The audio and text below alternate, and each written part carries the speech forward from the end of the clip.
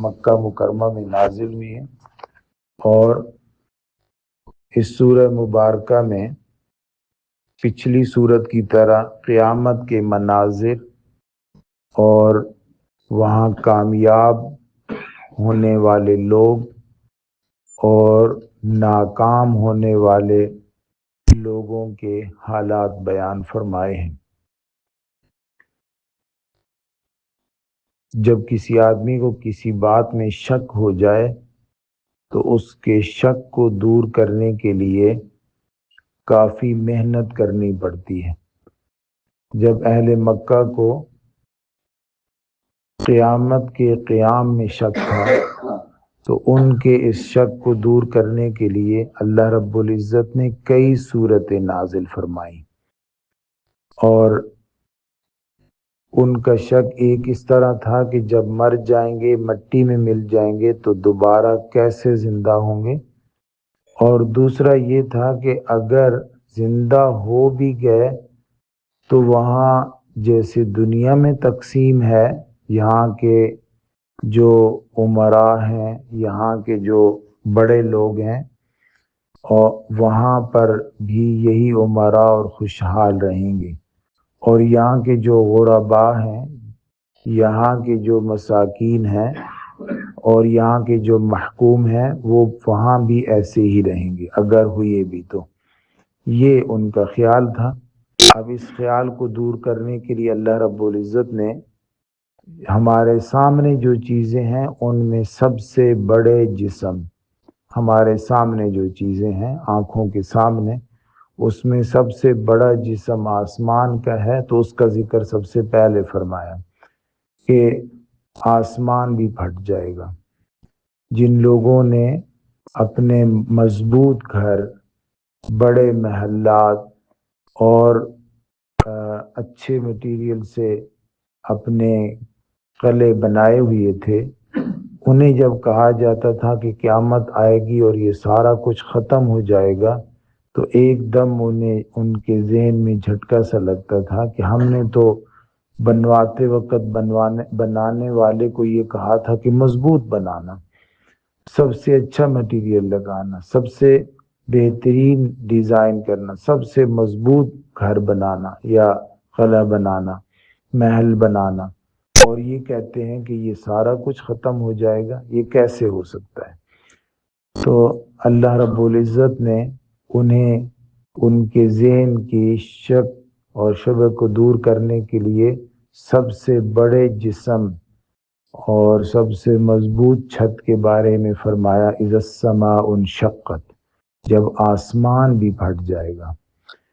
دوسری جگہ سورۃ الفرقان میں فرمایا، یوم تشقق السماء بالغمام ونزل الملائکۃ تنزیلا، اور سورۃ النبأ میں فرمایا کہ وفتحت السماء فکانت ابوابا، آسمان کے اندر یہ تبدیلیاں ہوں گی، آسمان پھٹ جائے گا، آسمان میں کئی دروازے بن جائیں گے، آسمان کو دھوئیں کی طرح بنا دیا جائے گا۔ یہ مختلف اس کے مراحل ذکر کیے کہ تمہیں اپنے گھر کی پڑی ہے یا تمہیں اپنے گھر پر اتنا بھروسہ ہے، یہ تو آسمان کے ساتھ اس دن یہ ہوگا۔ وَأَذِنَتْ لِرَبِّهَا وَحُقَّتْ، اور تعمیل کرے گا اپنے رب کے حکم کی اور اسے یہی زیب دیتا ہے۔ آسمان کو جو کہا جائے گا ایسے بدل جاؤ، ایسے ہو جاؤ، وہ جلدی جلدی ویسا ہونا شروع ہو جائے گا، اور ہو جائے گا اس لیے کہ اس کو حکم دینے والا اللہ ہے، اللہ کا حکم اس پر نافذ ہونا ہے، اس کے لیے یہی مناسب ہے۔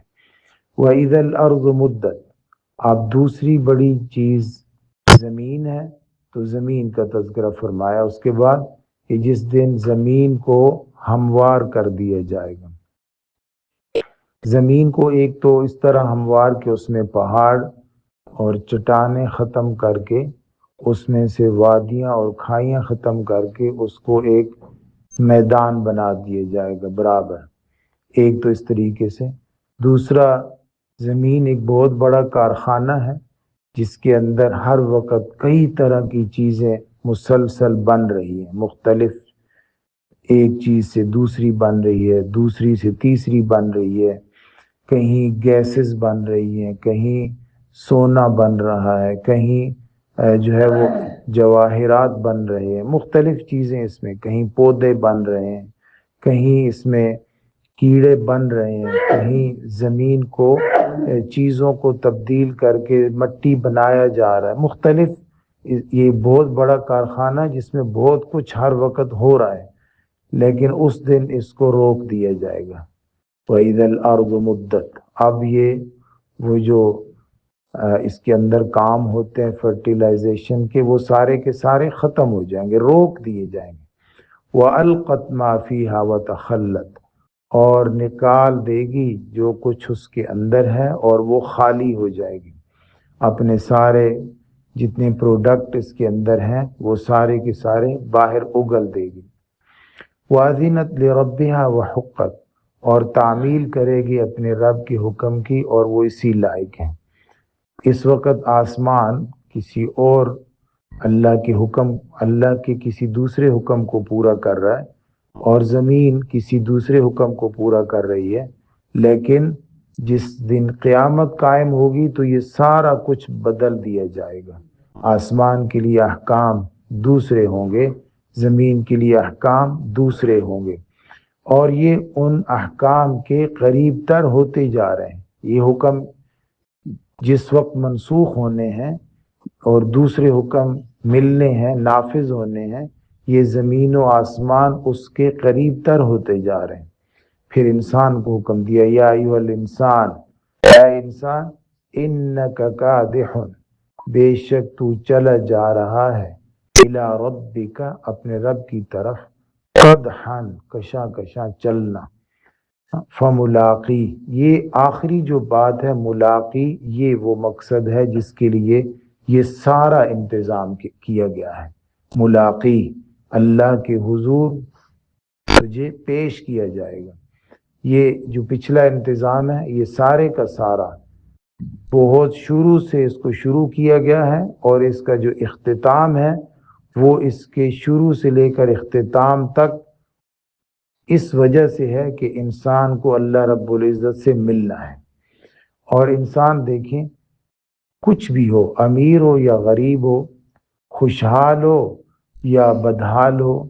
مریض ہو یا صحت مند ہو، کسی حال میں بھی ہو، کسی ٹھنڈے علاقے میں رہتا ہو، گرم علاقے میں رہتا ہو، خوراک اس کی کیسی بھی ہو،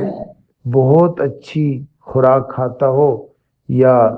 اس کی خوراک بہت اچھی نہیں ہے، اپنے ڈائٹ پلان کے مطابق کھاتا ہو یا اس میں مختلف رینڈم کھاتا ہو، یہ جیسا بھی انسان ہو، ہر حال میں وہ اپنی زندگی کے مراحل باقاعدہ طور پر طے کرتا جا رہا ہے۔ بچہ ہے تو وہ اس سے بڑا ہوتا جا رہا ہے، جوانی کی طرف جا رہا ہے، مراحق ہوتا جا رہا ہے، جوان ہے یا مراحق ہو گیا تو جوان ہوتا جا رہا ہے، جوان ہے تو اس کو بڑھاپے کی طرف بڑھتا جا رہا ہے۔ یہ کشاکش اپنے رب کی طرف چلتا جا رہا ہے، اور اس کا سفر جاری ہے۔ کھانا کھاتا ہے تب بھی جاری ہے، نہیں کھاتا تب بھی جاری ہے، اگر وہ واک کرتا ہے، ورزش کرتا ہے تب بھی جاری ہے، نہیں کرتا تب بھی جاری ہے، اگر وہ ڈائٹ پلان کے مطابق چلتا ہے تب بھی جاری ہے، رینڈم کرتا ہے تب بھی جاری ہے۔ ہر طریقے سے وہ اپنے رب کی ملاقات کی طرف چلتا جا رہا ہے، جیسے آسمان ہے، جیسے زمین ہے، جیسے یہ چلتے جا رہے ہیں اس پلان کی طرف اپنے رب کے ساتھ انسان کو ملانے کی طرف، ایسے انسان خود بھی اس کی طرف چلتا جا رہا ہے۔ تو انسان کو کبھی بھی یہ خیال نہیں کرنا چاہیے کہ میں بچ جاؤں گا یا میں مٹی ہو جاؤں گا تو ختم ہو جاؤں گا، یا اگر میں بہت لمبا عرصہ زندہ رہوں گا تو بچ جاؤں گا، نہیں۔